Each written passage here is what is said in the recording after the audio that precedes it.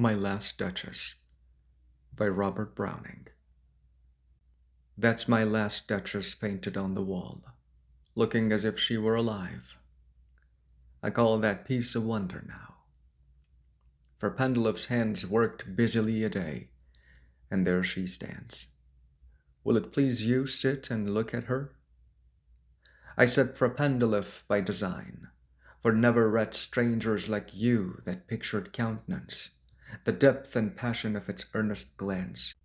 But to myself they turned, since none puts by the curtain I have drawn for you but I, and seemed as they would ask me, if they durst, how such a glance came there. So, not the first are you to turn and ask thus. Sir, 'twas not her husband's presence only called that spot of joy into the Duchess' cheek. Perhaps, for Pendeloff chanced to say, her mental lapse over my lady's wrist too much, or paint must never hope to reproduce the faint half-flush that dies along her throat. Such stuff was courtesy, she thought, and cause enough for calling up that spot of joy. She had a heart, how shall I say, too soon made glad, too easily impressed. She liked whate'er she looked on, and her looks went everywhere. Sir, 'twas all one. My favor at her breast, the dropping of the daylight in the west, the bough of cherries some officious fool broke in the orchard for her, the white mule she rode with round the terrace, all and each would draw from her alike the approving speech, or blush at least. She thanked men, good, but thanked somehow, I know not how, as if she ranked my gift of a 9,000-years-old name with anybody's gift.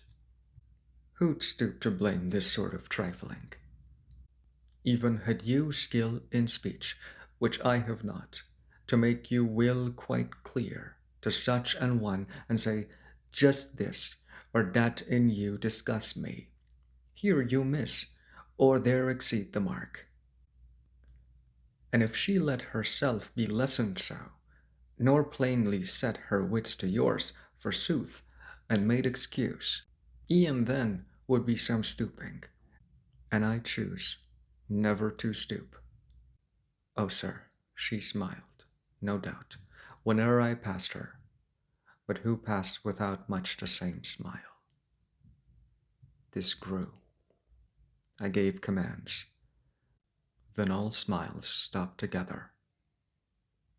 There she stands, as if alive. Will't please you rise? We'll meet the company below then.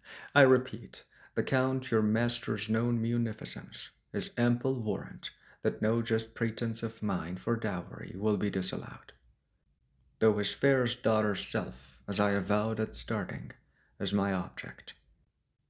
Nay, we'll go together down, sir. Notice Neptune, though, taming a seahorse, thought a rarity, which Claude of Innsbruck cast in bronze for me.